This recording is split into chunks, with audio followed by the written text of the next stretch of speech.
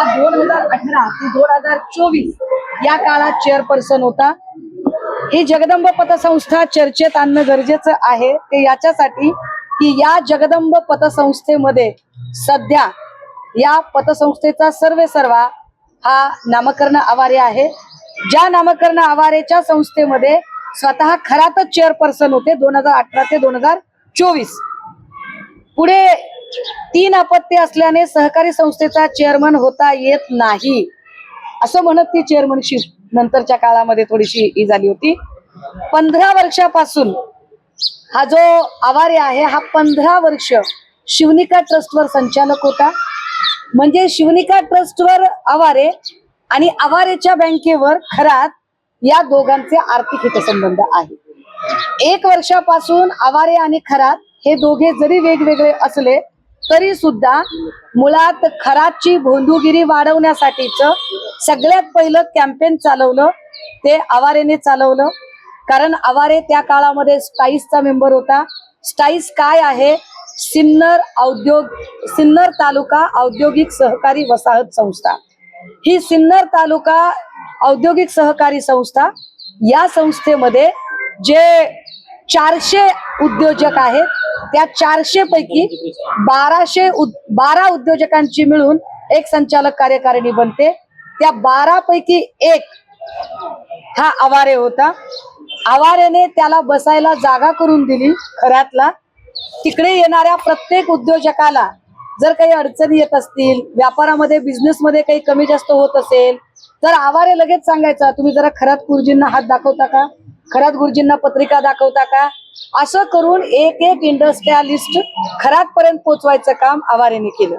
आवारे एवढ्यावर थांबला नाही। आवारेने जे पुस्तक लिहिलं असा मी नामकर्ण, या पुस्तकामध्ये साधारण 18 पानं आहेत। पान क्रमांक 67 पासून पुढची ही जर पानं वाचली तर लक्षात येईल आवारेने जाणीवपूर्वक ठरवून खरात कसा सिद्ध पुरुष आहे हे सांगणाऱ्या चमत्कारिक कथा लिहिल्या। म्हणजे बुवाबाजी वाढवण्याचं काम हे आवारेने केलं। त्या सगळ्या सुरस कथा लिहून कुठल्या तरी विधवेला कसा गुण आला, कुठल्या तरी म्हातारीला कसा गुण आला, कुठल्या तरी माणसाला कसं धंद्यामध्ये यश मिळालं, अशा सगळ्या प्रकारच्या सुरस चमत्कारिक कथा या आवारेने लिहिल्या। आवारेने वेगवेगळ्या युट्यूबर्सना सांगून वेगवेगळे जे ब्लॉगर असतात जे पर्यटन स्थळांची माहिती देतात त्यांच्याकडून हे मंदिर हेमाडपंथी आहे असा एक प्रचार सुरू केला। मुळात हेमाडपंथी मंदिर हे अष्टकोनी असतं। ईशान्येश्वर मंदिर हे साधं चौकोनी मंदिर, अगदी आत्ता आलेलं मंदिर, परंतु या मंदिराला स्वयंभू बनवणे, या मंदिराला हेमाडपंथी ठरवणे, या मंदिराचा प्रोपोगंडा करणे, या मंदिरात मोठमोठ्या नेत्यांची उठबस करणे, या सगळ्यांमध्ये जो सगळ्यात महत्वाचा हात आहे तो नामकर्ण आवारेचा आहे। ललित पोफळेने चिकार प्रॉपर्टी कमवली, पण ललित पोफळे हे नंतर आलेलं कॅरेक्टर आणि या सगळ्यांमुळे मग पुन्हा नामकर्ण आवारे आणि या दोघांचे संबंध साधारण 1 वर्षापासून बिघडले।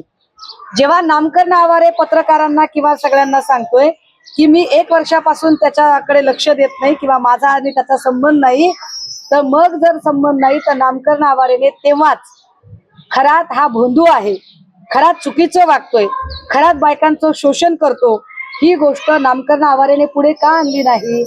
कारण नामकर्ण आवारे आणि खरात हे दोघेही सारखेच पापाचे भागीदार आहेत। विशेष गोष्ट या तीर्थक्षेत्राला क वर्गाचा दर्जा 2018 मध्ये मिळाला।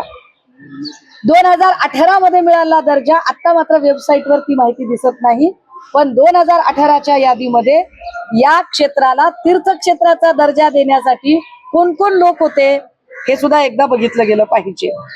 सिन्नर जे मी स्टाईसची जी सगळी माहिती सांगते त्याच्यानंतर या खरातचं आजही म्हणजे खरातची जागा आणि आवारेचं दुकान अशी परिस्थिती आहे। सिन्नर गावातलं हार्डवेअरचं दुकान आजही आवारेचं दुकान आहे आणि खरातच्या जागेत आहे। दोघांचे फायनान्शियल आताही एकत्र संबंध आहेत। या 31 मार्च 2018 हा क वर्गाचा दर्जा आहे हे मी विसरून जाईल। आणि हे कुणाच्या काळात झालेला आहे तर 2018 साली महाराष्ट्राचे पर्यटन मंत्री जयकुमार रावल होते। जयकुमार रावल यांच्या कार्यकाळामध्ये 31 मार्च 2018 या मंदिराला क वर्गाचा पर्यटन दर्जा मिळालेला आहे. ह्या सगळ्यांमध्ये आवारे प्रत्येकाला अप्रोच करत होता. आवारेच्या नंतर आवारेला साथीदार मिळाल्या त्या रुपाली चाकणकर सुद्धा या प्रत्येक नेत्यांना अप्रोच करण्यामध्ये त्यांचा हिरिरीचा सहभाग होता. हे अनेक फोटोंनी सिद्ध झालं. दीपक आबा साळुंके जे सांगोल्याचे आहेत, या दीपक आबांचे सुद्धा आर्थिक व्यवहार खरात सोबतचे हळूहळू पुढे येताना दिसतात.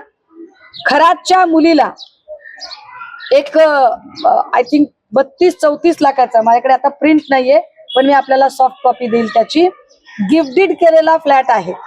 या सगळ्याचे धागेदोरे आपल्याला सांगोल्यामध्ये सापडतील. सांगोल्यामध्ये पूजेला खरात आणि ही सगळी मंडळी गेली होती. या अनेक ठिकाणच्या ज्या पूजा आहेत, जसं की इथे ललित कोफलेने जी पूजा भरवली होती, या पूजेला पण चाकणकर होत्या आणि सगळी माणसं होती. आता ही सगळी जी माणसं आहेत जी खराचं भोंदूपणा आणि ते प्रस्थ वाढवण्यासाठी जाणीवपूर्वक मदत करत होती. मी शब्द वापरते, जाणीवपूर्वक. खरातला कुठलीही सिद्धी प्राप्त नाही तरी सुद्धा खराचं प्रस्थ वाढवण्यासाठी नामकर्ण आवारे किंवा चाकणकर ही सगळी माणसं जे काही प्रयत्न करत होती, ही सगळी माणसं गुन्हेगार ठरतात. आता एवढे सगळे पुरावे देताना काल चाकणकरांच्या वतीने एक कोणीतरी वकील, कोणी काय माणूस तो काय, त्या माणसाचं असं म्हणणं पडलं की चाकणकरांनी ऑलरेडी खेमनरला पत्र दिलं होतं आणि चाकणकरांनी सांगितलं होतं की त्याने मोगम माहितीच्या आधारे केलेलं आहे म्हणून त्याचं वर्तमानपत्र बंद व्हावं, असं एक पत्र त्यांनी अधीक्षकांना दिलं. पण आमचा पुन्हा एक प्रश्न आहे, चाकणकर बाईंनी असंच एक पत्र अधीक्षकांना द्यायला हवं होतं की खराच्या संबंधाने मला माहिती प्राप्त होत आहे आणि खराची चौकशी करा. काय खरात खरंच महिलांचं शोषण करतो का, त्याची चौकशी झाली पाहिजे, असं पत्र चाकणकरांनी पोलीस अधीक्षकांना का दिलं नाही त्या काळात? चाकणकरांना सगळी परिस्थिती माहीत असताना चाकणकरांनी गुन्हेगाराला पाठीशी घातलं. एवढं सगळं सत्य असताना आता मला प्रश्न पडतोय की SIT अजूनही चाकणकरांना चौकशीला का बोलावत नाही?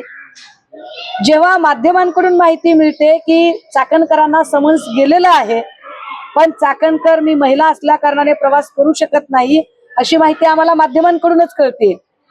मग तुम्हाला दर 15 दिवसाला जेव्हा तुम्ही नाशिकला जात होतात तेव्हा तुम्ही महिला नव्हतात का? आयोगाची सगळी महत्वाची कामं सोडून जेव्हा तुम्ही नाशिकला जात होतात तेव्हा तुम्हाला हे कारण पुरेसं नव्हतं का? त्यामुळे चाकणकरांची चौकशी करणार आहात की नाही? आणि जर चाकणकर जर समन्सला अशा पद्धतीने उत्तर देत असतील तर याचा अर्थ हा SITचा अवमान आहे, हा कर्तव्यदक्ष अधिकाऱ्यांचा अवमान आहे.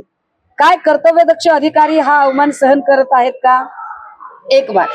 दुसरं असं, जयकुमार रावलांची सुद्धा चौकशी झाली पाहिजे. कारण जयकुमार रावलांच्याच काळात 2018ला पर्यटन दर्जा, कोणत्या निकषाने पर्यटन दर्जा दिला? कारण हेमाडपंथी मंदिर आहे असं जे काही सांगितलं गेलं तर हे मंदिर अजिबात हेमाडपंथी नाही. हेमाडपंथी मंदिर अष्टकोनी असतं, हे साधं चौकोनी मंदिर, अगदी आत्ता तयार झालेलं मंदिर. याला पर्यटन दर्जा कोणत्या आधारे दिला? कारण पर्यटन दर्जा मिळाला म्हणून नंतर त्याला वेगवेगळे निधी मिळाले, पर्यटन दर्जा होता म्हणून त्याला वेगवेगळ्या सुविधा मिळाल्या.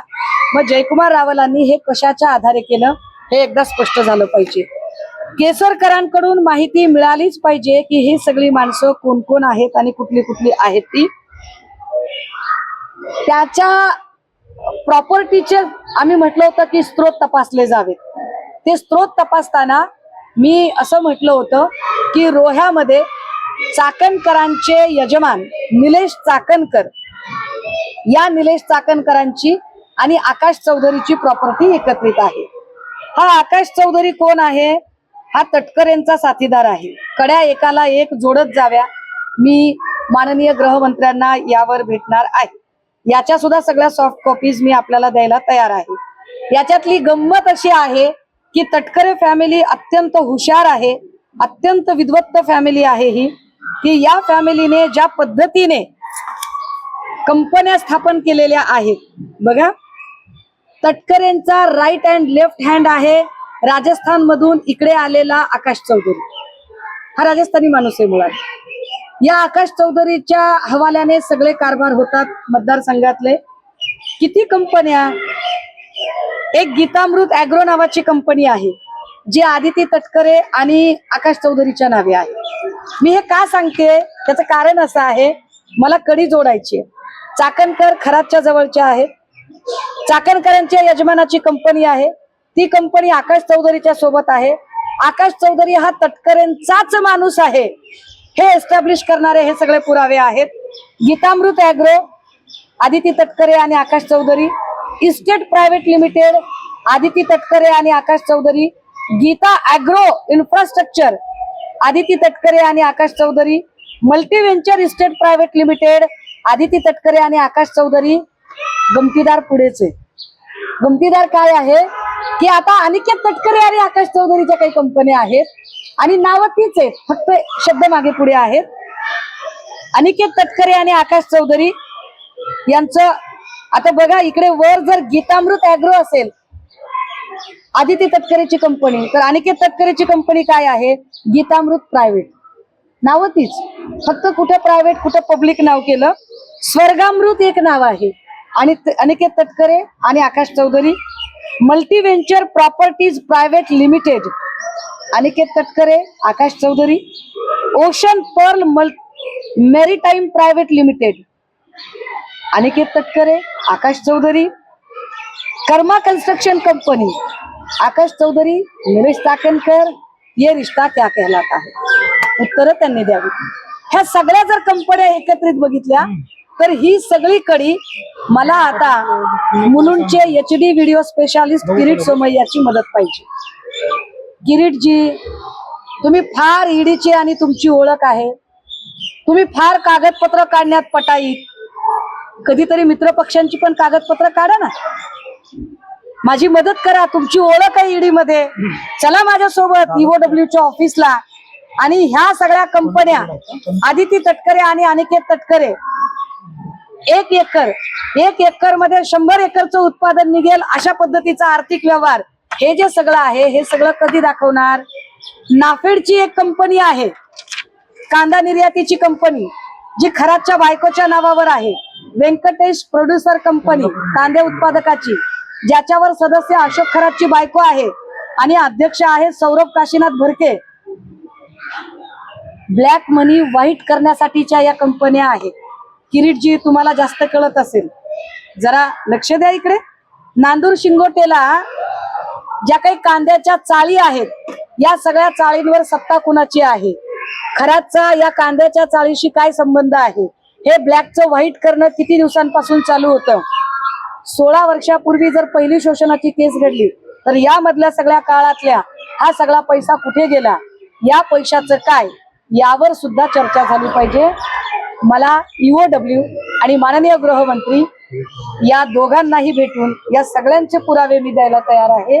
आणि या सगळ्या संबंधाने असणारी कागदपत्र, ज्याचे धागेदोरे सांगोल्याचे दीपक आबा साळुंखे इथपर्यंत जातात, इथपर्यंतच्या लोकांच्या आता चौकशा होणं गरजेचं आहे. आणि विसरायला नको म्हणून पुन्हा एकदा, केसरकर, तुम्ही म्हणालात की मी मुख्यमंत्री शिंदे साहेब असताना त्यांना मंदिरात घेऊन गेलो, म्हणजे तुम्हाला शिंदे साहेब हे खरातचे सगळ्यात मोठे भक्त आहेत असं म्हणायचं आहे का, हे एकदा तुम्ही स्पष्ट केलं पाहिजे. या प्रकरणात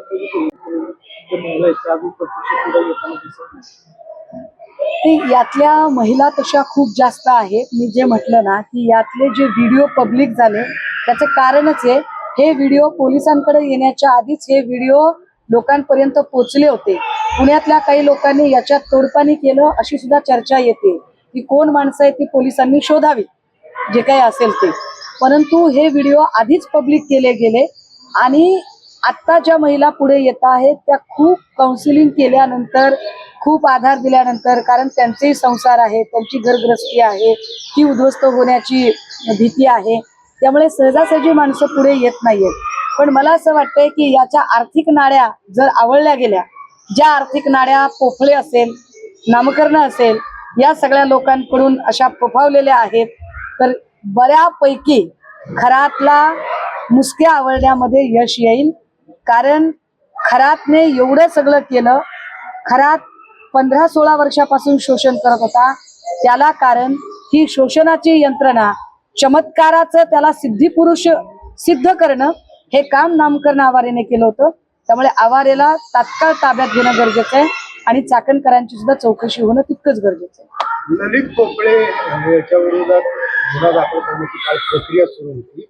अचानक ते गुन्हा दाखल करायचं थांबवलेलं अशी माहिती होती. ललित पोपळेची चौकशी का होत नाही, कोण पाठीशी घालतो? नाही, म्हणूनच मी म्हटलं की ज्या अर्थी अजूनही चाकणकरांचे एवढे रिलेशन पुढे आल्यानंतरही चाकणकरांची चौकशी होत नाही, चाकणकरांना बोलावलं जात नाही, ललित पोपळेवरचा गुन्हा दाखल होता होता थांबतो, किंवा या ज्या काही प्रक्रिया आहेत किंवा समन्स तोंडी देणं हा तर प्रकार मी पहिल्यांदाच ऐकला की तोंडी समन्स वगैरे हे जे काही सगळं आहे. आमच्या आता माननीय मुख्यमंत्र्यांना स्पष्ट प्रश्न आहे. मुख्यमंत्री महोदय, आपल्याला खरंच हे प्रकरण लॉजिकल एंडला न्यायचं आहे की फक्त मित्र पक्षांना चेकमेट करायचं आहे? याचं उत्तर आता मुख्यमंत्री. 1 वर्षापूर्वी पुण्यातील लोकांनी SIT कडून जे काम सुरू आहे कुठंतरी संशयच आता SIT वरती येतोय. एकीकडे ललित पोपळेला वाचवलं जात आहे असा आरोप होतोय. वेगवेगळे संशय जे आहेत ते SIT कडे आता. SIT बद्दल मागच्या 2 ते 3 पत्रकार परिषदेमध्ये मी दुर्दम्य आशावाद व्यक्त केला, परंतु जी गती तपासाची आहे ती म्हणावी तशी अजूनही पुढे दिसत नाही. SIT ज्या कामासाठी, आणि जर SITला असं वाटत असेल की महिला लैंगिक शोषण एवढाच माझी व्याप्ती आहे आणि त्याच्या पुढे मला अजून काम करणं शक्य नाही, कारण हेच खूप मोठ्या जास्त केस आहेत, तर याच्यामध्ये CIDचा नक्की प्रवेश झाला पाहिजे आणि CIDने ही केस आपल्या हातात घेतली पाहिजे. 1 वर्षापूर्वी पुण्यातील काही लोकांनी या प्रकरणात तडजोड केली असं बोलता बोलता तुम्ही म्हणाला, नेमकी कोणीही तडजोड केली, कशी ही तडजोड कुणी झाली? तडजोड केली हे मला वाटते नाशिकचे पोलीस अधिकारी जास्त चांगलं सांगू शकतील. त्या नाशिकच्या पोलीस अधिकाऱ्यांचं नाव मी ऑलरेडी SITला लेखी पद्धतीने कळवलेलं आहे. म्हणजे पोलीस पण सहभागी आहेत का या तडजोडीत? याच्यामध्ये अत्यंत वरिष्ठ स्तरावरचे पोलीस अधिकारी सहभागी आहेत. वरिष्ठ स्तरावरच्या पोलीस अधिकाऱ्याकडे 2 वर्षापूर्वी प्रकरण गेलं होतं. त्यांनी या प्रकरणावर FIR करण्याच्या ऐवजी हे प्रकरण काउन्सिलिंगसाठी आयोगाकडे पाठवलं, पण आयोगाकडून एका मध्यस्थाच्या मार्फत हे प्रकरण रफादफा करायचा प्रयत्न झाला, अशी जी प्राथमिक माहिती मिळते. ती सगळी माहिती आम्ही पुन्हा पुन्हा SITला म्हणतोय की क्रॉस चेक करा, तपासून घ्या. ते तोडपाणी करणारे कोण होते ते सुद्धा तपासून घ्या तुम्ही, आणि या सगळ्यांवरती जरा तपास वेगात होऊ देत. कारण अजूनही चाकणकरां ज्या पद्धतीने म्हणजे त्या पोलिसांच्या समोर हजर झाल्या नाहीत की पोलिसांनी त्यांना बोलावलं नाही, ही गोष्ट जे गौडबंगाल आहे ते अजूनही आम्हाला कळलेलं नाही. ताई, अशोक खरात प्रकरणात नवनवीन माहिती समोर येते. आता SITच्या रडावर काही नामांकित डॉक्टर आहेत. डॉक्टरांच्या सल्ल्याने अशोक खरात महिलांना गर्भधारणा होऊ नये म्हणून गोळ्या देत असल्याचं SITच्या तपासात आता समोर आलंय. मी म्हटलं ना की या सगळ्या प्रकरणामध्ये पोलीस अधिकारी आहेत, या प्रकरणामध्ये राजकीय नेते आहेत, शासकीय अधिकारी कर्मचारी आहेत. हा जो भांडे नावाचा जो अधिकारी, ज्याला परत त्याच्या कामाच्या ठिकाणी पाठवलं, त्याला कामाच्या ठिकाणी पाठवण्यापेक्षा त्याला सस्पेंड करणं जास्त गरजेचं आहे आणि त्याच्या प्रॉपर्टीचे स्रोत तपासणं गरजेचं आहे. कारण त्याच्या पत्नीची आणि अशोक खरातच्या पत्नीची एकत्रित प्रॉपर्टी ओझरमध्ये आहे. ही प्रॉपर्टी आली कुठून, खराची त्याचा काय संबंध आहे? ज्या राहुल खोताडेचा मी उल्लेख केला, जो राहुल खोताडे हा शालिनी विखे पाटील यांच्या सख्या बहिणीचा मुलगा आहे, जो तिथे तहसीलदार होता, ज्याने बंदुकीच्या परवान्याच्या नूतनीकरणाचा प्रस्ताव तयार केला होता. जो खोताडे सध्या विखे पाटलांचा OSD म्हणून काम करत आहे. हे सगळे वेगवेगळ्या स्तरावरचे जे शासकीय अधिकारी कर्मचारी आहेत, या सगळ्यांनी मिळून खरातला पोचलेला आहे आणि या सगळ्यांची चौकशी होणं गरजेचं आहे. रिंग रोडच्या ज्या जागा घेतल्या 4-5 कोटी रुपये, त्या जागा घेण्यासाठी अधिकारी आणि राजकीय नेते सुद्धा त्याला संपर्क. असं कोण समोर आलेलं आहे का? तुमच्याकडे त्याची माहिती आली का? कोण नेता आहे किंवा कोण अधिकारी? खरातच्या ज्या प्रॉपर्टीज आहेत त्या खरात स्वतःच्या नावावर प्रॉपर्टी फार कमी घेतलेल्या आहेत, पण याच्यामध्ये उदय सांगळे असेल, दीपक लोंढे असेल, देशमुख असेल, अजून काही नावं आहेत की ज्या नावांच्या सोबत या प्रॉपर्टीज आहेत. त्या प्रॉपर्टीचे दस्त नक्की माझ्याकडे आहेत, ते दस्त मी आपल्याला द्यायला तयार आहे. कारण ही सगळीच्या सगळी माणसं खरातच्या जवळची माणसं आहेत आणि मला वाटतं यातल्या काही लोकांना आता पोलिसांनी ताब्यात सुद्धा घेतलेलं आहे. पण तरी सुद्धा काही लोकांची चौकशी होणं अजूनही बाकी आहे. सृष्टी खरातला ज्या गिफ्ट डीड आल्या, सृष्टी खरात म्हणजे अशोक खरातांची मुलगी, या सृष्टी खरातला ज्या गिफ्ट डीड आलेल्या आहेत, या गिफ्ट डीड कुणाकुणाकडून आल्या आणि त्या कोणत्या कारणामुळे गिफ्ट डीड केल्या त्याची सुद्धा चौकशी झाली पाहिजे. कारण हा गिफ्ट डीड करण्याचं कारण काय, का बक्षीसपत्र केले तिच्या नावाने? 30-30, 40-40 लाखाची, 60-60 लाखाची प्रॉपर्टी असंच कुणी कुणाला गिफ्ट डीड करू शकत नाही. त्यामुळे ह्या कुठल्या राजकीय नेत्यांच्या सांगण्यावरून झाल्या का, अधिकाऱ्यांच्या सांगण्यावरून झाल्या का, हे सुद्धा पुढे आलं पाहिजे. या सगळ्या संबंधाने मला आश्चर्य वाटते. एरवी आपल्याकडे जरा काही झालं की लोक मेणबत्त्या घेऊन रस्त्यावर उतरतात. महाराष्ट्रात कोणीच याच्यावरती काहीच बोलत नाही. हे फार कमालीचं आहे. कोण म्हणजे कुणी कुणी हात ओले करून घेतलेत आणि कोण कोण या सगळ्या याच्यामध्ये सहभागी आहेत, ह्या सगळ्याच गोष्टी आता पुढे आल्या पाहिजे. काही जर बघितलं तर एक पत्रिका देखील समोर होती, अर्थातच खरातच्या मुलीची. त्यामध्ये जर प्रमुख पाहणी पण जी पत्रिका मला पाठवली ती पत्रिका निश्चितपणे की एकीकडे त्या म्हणतात की माझा 5-6 वर्षापासून संबंध नाही, पण अगदी 1-1.5 वर्षापूर्वीपर्यंतचे सगळे गोष्टी पुढे येत आहेत, ज्याच्यामध्ये की त्याच्या लग्न पत्रिकेमध्ये प्रमुख पाहुण्यांमध्ये आशिष शेलार दिसतात. आता शेलारांनी सांगितलं पाहिजे. तसं तर म्हणजे आशिष कुरेशी साहेब तिकडे जातील का हिंदू मंदिरामध्ये, तोही खरा प्रश्नच आहे मला चर्चेचा. पण आशिष कुरेशी साहेबांचं नाव त्या पत्रिकेमध्ये दिसतंय, तर त्यांनी सुद्धा ते सांगितलं गेलं पाहिजे. दुसरी गोष्ट की चाकणकर त्या लग्न पत्रिकेवर आहेत. ह्या सगळ्या लोकांनी, कारण ग्लोरी जी वाढत गेली खराची, ती ग्लोरी वाढवण्याला हे सगळे लोक कारणीभूत आहेत. त्याच्या चौकशी नार्वेकर उत्सुक आहे. नार्वेकरांना मी ते विचारून घेतलं तर नार्वेकरांचं म्हणणं आहे की पत्रिकेवर नाव होतं, मात्र मी गेलो नाही. नार्वेकर असं म्हणतात की 19 वर्षापूर्वी मी गेलो होतो, पण तरीही जर पोलिसांना काही माहिती हवी असेल आणि गरज वाटत असेल तर बिलकुल त्यांनी नार्वेकरांना पण चौकशीला बोलवावं. ताई, हा एकनाथ बोधू- शिंदेनी केसरकरांवर नाराजी व्यक्त केली की ते केसरकर बोलले. एकनाथ शिंदे का नाराजी व्यक्त केली? नाही, मी तर म्हटलं ना की केसरकर जे काही बोलले, केसरकरांना हे सुचवायचं होतं का की अहो मी तर फक्त मीडिएटर आहे, परंतु खरातांचे परमभक्त एकनाथ शिंदे आहेत, हे उजेडात आणण्यासाठी जाणीवपूर्वक केसरकर बोलले आहेत का? केसरकर ठरवून एकनाथ शिंदेंना खरातांचा सगळ्यात मोठा वरदहस्त असणारा नेता हे सांगू पाहतायत का? हे आता केसरकरांनी स्पष्ट केलं पाहिजे. बळीचा बकरा केला जातो असं त्यांनी शब्द वापरले. कोण बळीचा बकरा करतय? त्यांना काय संबंध आहे बळीचा बकरा करण्याचं? इकडे काहीतरी मला वाटतंय त्या गोरेबाई पण म्हणाल्या की मला विनाकारण मध्ये आणलं जाते. कुठल्या खात्याच्या मंत्री त्यांना होणार होत्या? कुठला आत्मविश्वास होता त्यांना की मी मंत्री होणारच होते? तुम्हाला काही सटरफटर खात्याचं मंत्रीपद मिळणार होतं काय? कशामुळे मंत्रीपद देतील त्यांना? अख्खी पुण्याची शिवसेना ज्यांनी विकून खाल्ली त्यांना का लोक मंत्री करतील? ताई, पण असो, मला हा विषय याच्यावरचा फोकस हलवायचा नाही. हा बोधू बाबा डोअर टू डोअर व्हिजिटला जायचा आणि डोअर टू डोअर व्हिजिट साठी 5 लाख रुपये घ्यायचा ताई. आणि अमावस्या आणि पौर्णिमाला मोठे उद्योगपती बड्या महागड्या गाड्या त्याला सोबत घेऊन जायसाठी यायच्या. तुम्ही नुसत्या गाड्या म्हणताय. हेमंत गोडसे लोकसभेच्या वेळेला हेमंत गोडसेंना उमेदवारी मिळत नव्हती. हेमंत गोडसेंनी आपल्याला उमेदवारी मिळावी म्हणून खरातला प्रायव्हेट चार्टरने अमित शहा यांच्याकडे घेऊन गेलेला आहे आणि त्याचे सगळे ती माहिती आता पुढे येत आहे. त्यामुळे जे केसरकर जे म्हणतायत की अनेक लोक होते, तर केसरकरांना स्वतःच्याच पक्षातल्या अनेक लोकांना केसरकरांनीच आता स्वतःहून रडारवर आणलेलं आहे. कारण केसरकर म्हटल्यानंतरच आम्ही त्या दिशेने जरा माहिती घेण्याचा प्रयत्न केला. ज्या माहितीत आम्हाला असं कळलं की जो अमित शहा आणि खरात याचा जो फोटो दिसत आहे, हा फोटो त्याच वेळचा आहे जेव्हा हेमंत गोडसेने खरातांना तिकडे नेलेलं होतं. ताई, शिक्षण क्षेत्रात देखील याचा दबदबा होता का अशी एक चर्चा सुरू. कारण शालार्थ आयडी घोटाळ्याचा जो विषय आहे, केसरकर मंत्री असताना त्याच्या खरातच्या भावाला शालार्थ आयडी मिळालेला आहे. एक्झॅक्टली शालार्थ आयडी घोटाळ्याचा जो विषय आहे, या विषयाशी संबंधित इव्हन दो अनेक शाळा ज्यांची पटमान्यता, ज्यांची पटसंख्या कमी झाली आहे पण मान्यता रद्द होईल का अशी भीती आहे, अशा शाळा वाचवण्यासाठी सुद्धा अनेक संस्था चालक केसरकरच्या खरातच्या माध्यमातून केसरकरच्या संपर्कात येत होते अशी माहिती पुढे येते. त्यामुळे त्या सगळे संस्था चालक, त्या सगळ्या शाळा यांची सुद्धा चौकशी नक्की झाली पाहिजे.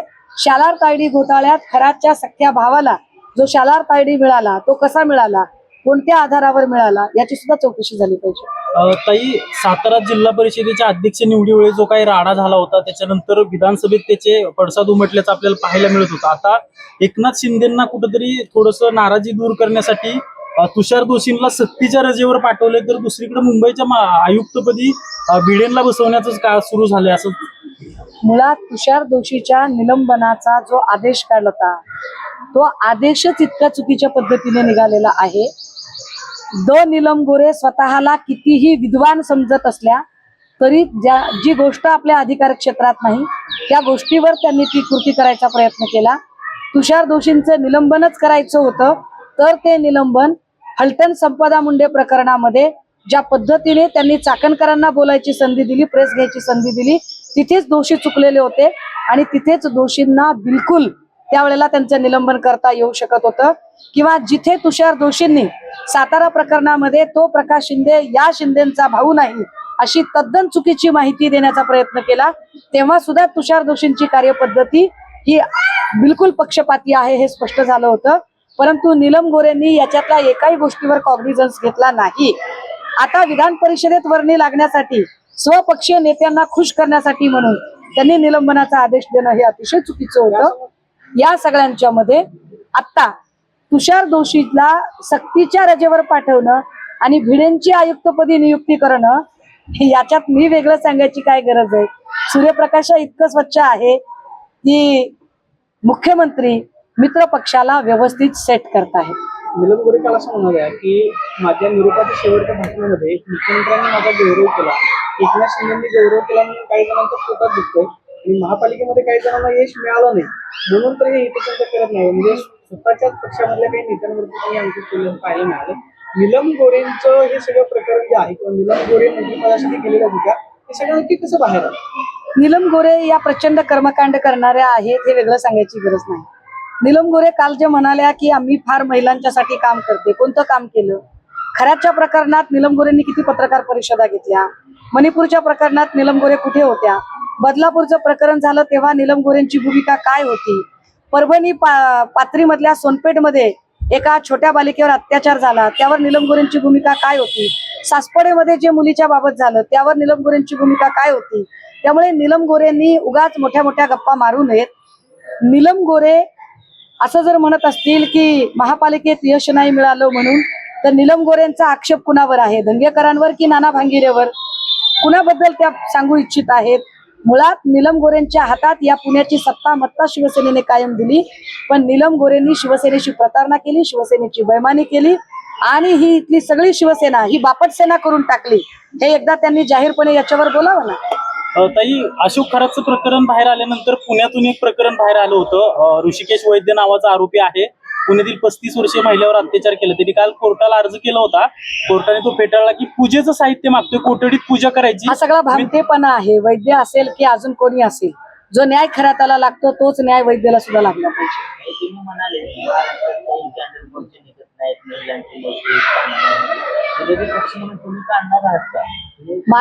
माझ्या पक्षाने बीडमध्ये या प्रकारचं आंदोलन झालं, नाशिकमध्ये या प्रकारचं आंदोलन झालं. माझ्या पक्षाकडून अगदी अमरावतीमध्ये आंदोलन झालं, चंद्रपूरमध्ये आंदोलन झालं. माझ्या पक्षाने जेवढं शक्य आहे तेवढा आम्ही आमचा आवाज उठवला आहे. इव्हन मला असं वाटतंय की काँग्रेसचंही आंदोलन पुण्यामध्ये झालेलं आहे. मात्र आमचा भाऊ देवा भाऊ असं म्हणून जे टॅटोधारी लोक बोलतात, तर त्यांच्या पक्षाच्या महिला आघाडीने काय केलं या सगळ्या संबंधाने हे सुद्धा संशोधनाचा विषय आहे. रोहित पवार म्हणतायत की अशोक खरातचे जे प्रकरणाचे धागेदोगे आहेत काही नेत्यांपर्यंत पोहोचतायत कारण त्याला भीती दाखवून आत्महत्या करायला लागतील किंवा वेगळे काही घडेल. मात्र दुसऱ्या बाजूला अजित पवारांच्या विमान अपघातामध्ये व्हीके सिंग दोषी असताना सुद्धा व्हीके सिंगला वाचवलं जातं. अक्षय शिंदेचं एन्काउंटर झालं त्यावेळेलाही आम्ही हेच म्हटलं होतं की अक्षय शिंदेकडून खूप सारी सत्य बाहेर येता राहिली. आपटेच्या संस्थेत काय होत होतं आणि काय नाही ही सगळी सत्य अक्षय शिंदेच्या सोबत संपली. आता खरातकडून सुद्धा जे अनेक सत्य पुढे येणं बाकी आहे ती सत्य यावी, ती सत्य दडवण्यासाठी कुणीही खरातचा घातपात होता कामा नये ही काळजी नक्की घेतली जावी असं मला वाटतंय. आणि या सगळ्या संबंधाने जी FIR आता 00 अंतर्गत इकडे येईल, या FIR वर आवश्यक ती सगळी, कारण खरातवरचा फोकस किती आता खरात प्रकरणावर फोकस असला तरी दादांच्या अपघाताची फाईल मात्र क्लोज होता कामा नये. दादांचा अपघात घातपात आहे की काय याची चौकशी झालीच पाहिजे.